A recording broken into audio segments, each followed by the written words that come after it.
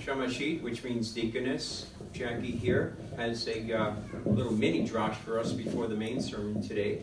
Let's give her some encouragement.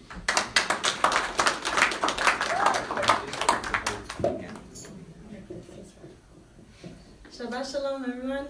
Shabbat shalom. Hey, thank you, God, for your shalom, your rest.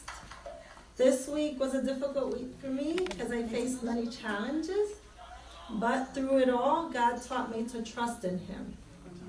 I read Proverbs 3:5-6, which reads, "Trust in Adonai with all your heart, lean not on your own understanding. In all your ways acknowledge Him, and He will make your path straight." In this week's parsha, Chayei, Sarah, means in Hebrew it means the life of Sarah. It's found in Genesis 23-25. It tells the stories of Abraham's negotiations to purchase a burial place for his wife Sarah.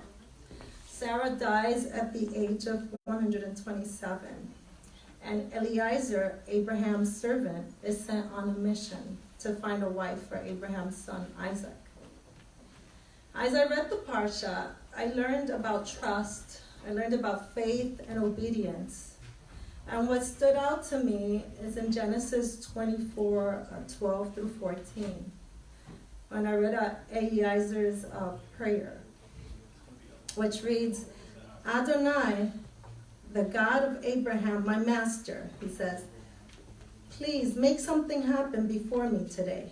Show loyalty to Abraham, my master." It says, "Look, I am standing by the spring of water, and the daughters of the men of the city are going out to draw water.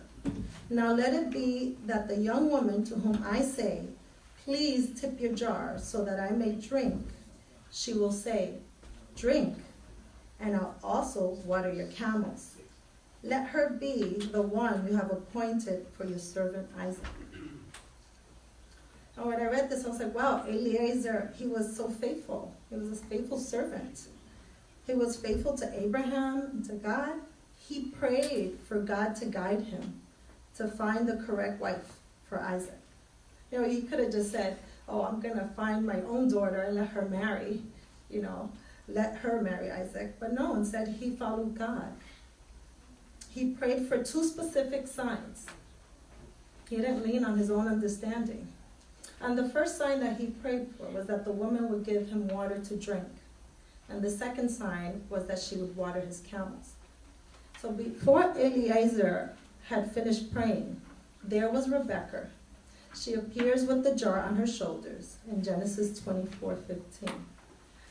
Rebekah gives Eliezer water to drink and also gives water to his camels. That's in Genesis 24:18-22. Eliezer's prayer was answered. I can connect to this story personally because I too, like Eliezer, prayed for two signs before I got married. I trusted God's will over my life other than my own. You see, I didn't have positive examples of great marriages in my life. In my family, all I saw was a lot of abuse. I saw drinking and alcohol. And it wasn't a good example for me to want to get married. My sister was shot at the age of 23. And I said, wow, marriage? I want to be single for the rest of my life. I don't want to get married. But I relied on prayer. I said, God, if you want me to be married, then show me signs. So the first sign I prayed for was that Ricardo, my husband now over there, Ricardo, who was just a friend at the time, that he would give me white lilies in the month of December. Wow. I thought something impossible. Maybe he won't get it, but God, if this is your will for me, if this is the husband I should be with, that he would give me white lilies, which he did. He surprised me at my job at the time I was teaching, and he came with a special delivery of white lilies, and I became his girlfriend.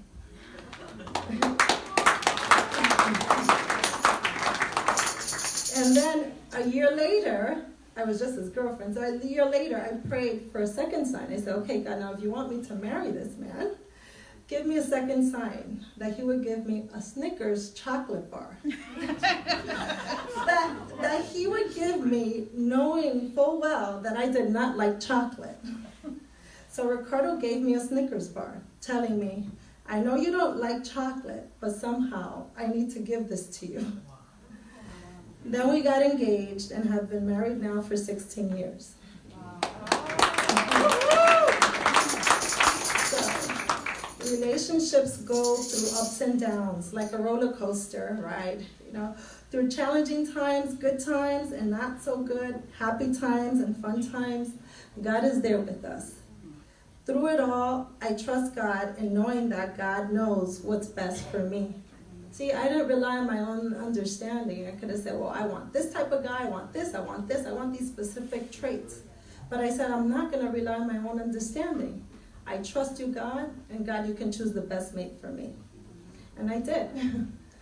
So in Romans 8:28, it says, now we know that all things work together for the good of those who love God, who are called according to his purpose. God knows just what we need, to trust in him, just like Abraham trusted in God's plan for his son Isaac. Be faithful, just like Eliezer, who prayed and was faithful to bring a wife for Isaac. Be obedient to God's will in your life, just like Rebecca was obedient and was willing to marry Isaac, a man she didn't even know. Now I would like to share a song that my daughter Jaylene is going to be helping me with. Come on up to me. Which ties into the Drash. I kept listening to this song over in my head that I listened to before, and I was just thinking that it would go well today in the sermon. The title of the song is I Know You Know by Ciara. And it's a Southern devotional song. It originated in the 90s in Texas. And it's about trusting God's plan for your life. So, Jaylene, you can come sing.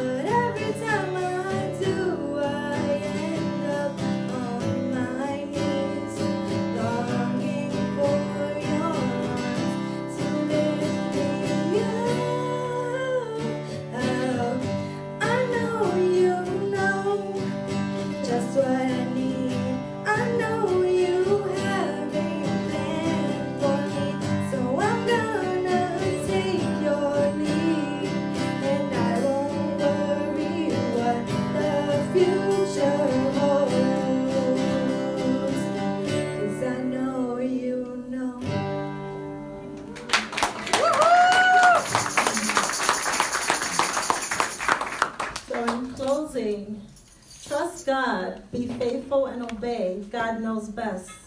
When you follow God's guidance, God will lead you to be exactly where you need to be. In Acts 17:26-28, it reads, from one man he made every nation of man, that they should inhabit the whole earth, and he determined the time set for them and the exact places where they should live. God did this so that men would seek him and perhaps reach out for him and find him, though he is not far from each one of us. Shabbat Shalom.